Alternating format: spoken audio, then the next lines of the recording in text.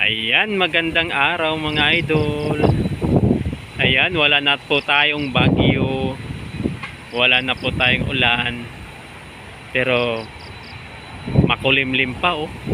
Nadilim pa. Yan ang update dito sa bukid mga idol.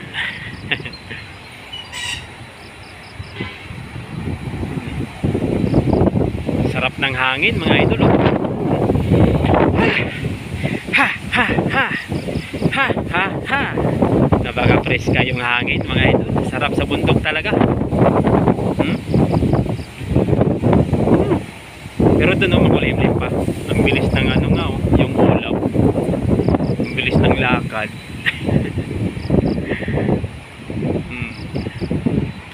Wow, sarap.